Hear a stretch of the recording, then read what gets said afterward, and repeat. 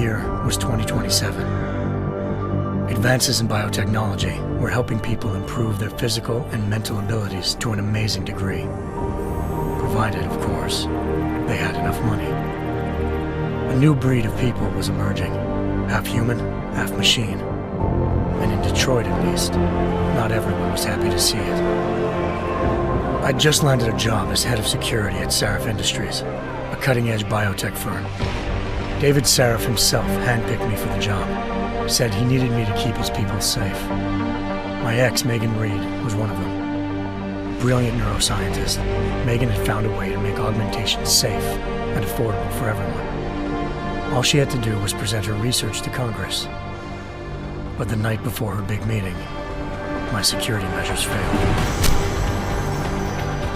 A team of Black Op mercenaries stormed into Sarif headquarters, massacring everyone in sight. 3 of the mercs were heavily augmented walking tanks. Their mission? Take out Megan and her team. I tried to stop them. Their leader tossed me through a plate glass wall. Last thing I heard as his bullets slammed into my brain was Megan's dying scream. I should have died with her. Only I didn't. High-end military-grade enhancements saved my life. The best augmentation Sarif's money could buy. It took me half a year to get a feel for her. Should have taken longer. But 6 months into my recovery, Sarif Industries was attacked again. This time, by a radical group of pro-human purists. Violent, militant, and fanatically opposed to human augmentation. They claimed to be members of Humanity Front, a non-profit organization that wanted the UN to limit biotechnology research.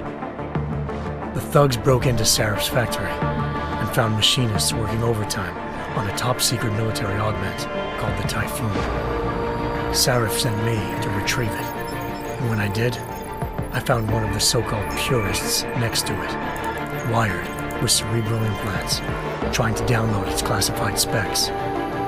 Obviously, something more was going on. The AUG killed himself before I could question him. Sarif ordered me to dig deeper, so with the help of Frank Pritchard, Sarif's head of cybersecurity, I did. Turns out a second hacker had been controlling the AUG's actions from somewhere off-site. Pritchard and I tracked his signal to a secret FEMA internment camp in Detroit. The Black Op mercenaries were there. The same mercs who'd left me for dead 6 months before. Figured they'd try again when they saw me. It wasn't so easy for them this time. I took out the tank named Barrett, even got him to give me a new lead. A penthouse apartment in China. Of course, we both knew it would be a trap in the end.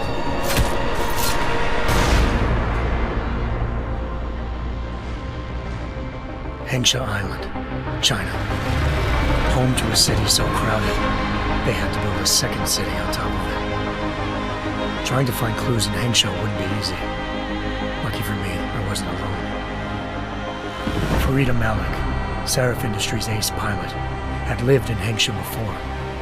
A good person to have on your side. She knew enough about the place to get me around. Malik dropped me in the lower city, close to the penthouse Barrett had told me about.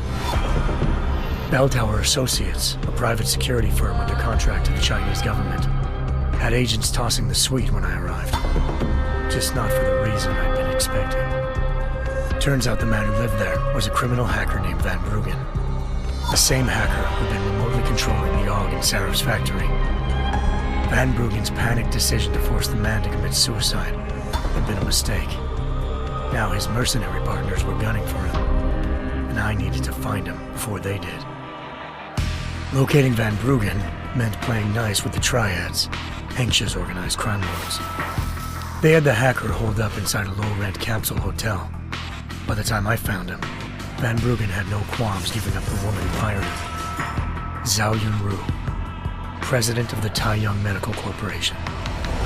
According to Van Bruggen, Zhao wanted to monopolize the augmentation industry and had hired Black Op mercenaries to destabilize her competition.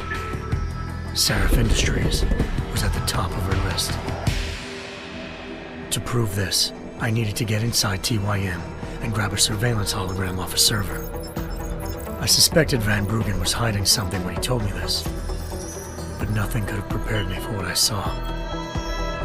Megan wasn't dead. She and her 4 best researchers had been kidnapped, spirited away somewhere while their kidnappers made it look like they were dead. Desperate to learn more, I confronted Zhao in her penthouse. She claimed to be a pawn in a bigger plan, and hinted at a group so powerful it controlled global interests at a whim. Then she slipped into a panic room and hit the alarm, forcing me to make a very quick exit. I figured Zhao was lying, but part of her confession made sense. David Sarif had been worried about his people. So worried, he'd required all of them to have subdermal locator devices surgically implanted. The GPLs would have been broadcasting the day of the attack. But Zhao said a single call to Picus, the world's leader in global 24-hour satellite news, had turned those signals off. I needed to fly to Picus headquarters in Montreal if I wanted to learn more.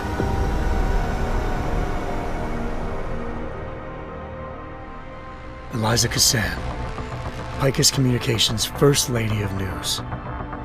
Malik thought I was reaching when I told her Eliza was involved in this. The world's most famous news anchor, working with a mercenary hit squad. But when I confronted Cassan in her office, she freely admitted to jamming Detroit's satellites the night Megan's team had been taken. Said she's just been following her commands. I suspected she wanted to say more. But Black Op mercenaries showed up looking to shut us both down. And just like that, the Eliza I'd been talking to disappeared. The Mercs were led by an augmented killer I'd crossed paths with twice before, Fedorova, a woman who'd made silence her best friend.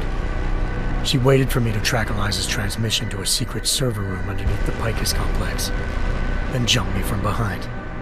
A deadly fight ensued. I made sure she never moved silently again. With Fedorova down, and no one left to keep Eliza quiet, she reappeared. Turns out Picus's First Lady of News wasn't a lady at all. She was a sophisticated AI program, engineered to monitor data streams and control what people believed. Eliza told me the Mercs had brought in a Humanity Front doctor named Isaiah Sandoval to remove the scientist's implanted tracking devices while Detroit's satellites were down. She also told me to speak to David Sarif if I wanted to learn more. By the time Malik and I got back to Detroit, tensions between normal and augmented citizens had reached a flashpoint. Riots were breaking out in several cities, and the UN was being urged to intervene. Sarif was trying hard to convince Hugh Darrow, the inventor-turned-philanthropist who'd once been a leading proponent of enhancement technologies, to help stop a possible regulatory vote. Sarif had a lot riding on Darrow. Megan's discovery would have given millions of people the chance to evolve beyond their normal human abilities, and at the same time catapulted Sarif Industries to the top of the Fortune 500. According to Sarif, Megan's kidnappers knew this, and didn't want people evolving unless they controlled how it was done. He called his enemies Illuminati, and urged me to keep searching. Determined to do so, I tracked down Sandoval via America's most outspoken augmentation opponent, Bill Taggart, Sandoval's boss and founder of Humanity Front. Sandoval admitted to operating on Megan's team when I confronted him, but said he hadn't removed their GPLs. He'd merely switched them to a different frequency. Pritchard was able to trace one of the signals to China. Malik and I immediately took off in pursuit. Unfortunately, the Illuminati were one step ahead.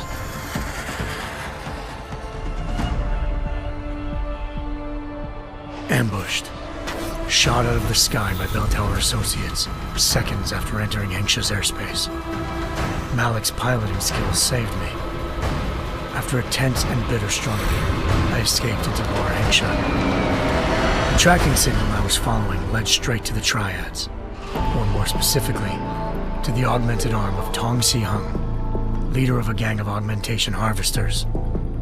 Tong said they'd taken the arm off a corpse, which Bell Tower had left at their door, meaning at least one of Sarif's scientists was dead. Maybe not the rest of them, though. Tong pointed me to a port used for human trafficking and helped me slip aboard a bell tower ship. We were sailing to Rifleman Bank Station, a military base in the South China Sea. Bell Tower was holding kidnapped civilians as prisoners there, and using them to perfect the Hyron Project, a human-computer interface that left most of its test subjects dead. My search for Megan would have ended then, if not for a mysterious ally named Quinn. In exchange for my help exposing Bell Tower, he slipped me aboard a second ship headed to Singapore and an Illuminati-run biotech facility called Omega Ranch. 3 of Serif's scientists were there, forced by their captors to create a technology capable of remotely shutting down augmented abilities. Thanks to an emergency recall notice issued by the World Health Organization, millions of people all over the world already had the biochip installed. With the help of the scientists, I tracked Megan to a private section of the ranch. There, I ran into Yaron Namir, the walking tank who'd put a bullet in my brain the first time we met. He'd teamed up with Zhao and was hoping to catch me off guard. Their little ambush didn't work. I found Megan in a suite belonging to Hugh Darrow, the billionaire philanthropist who'd Serif had called on for help. Darrow had convinced her to go along with the biochip plan by promising to sabotage the tech. As she was explaining this, Darrow appeared in a global broadcast, telling the world that augmentations would be the death of mankind. Then he activated the biochips to prove his point. All over the world, augmented people flew into a killing frenzy. Darrow had betrayed everyone, and it was up to me to set things right. To do it, I had to reach Panchaea, a massive installation in the Arctic Ocean. As I raced through corridors built by an all-augmented workforce, I saw death and destruction firsthand. By the time I shut down Darrow's broadcast, I knew the damage he'd done. Still, humanity's future remained unclear. How would the world react to this sabotage? Would people ever regain their faith in augmentations again? What would be the Illuminati's next move? Only time could give us the answers.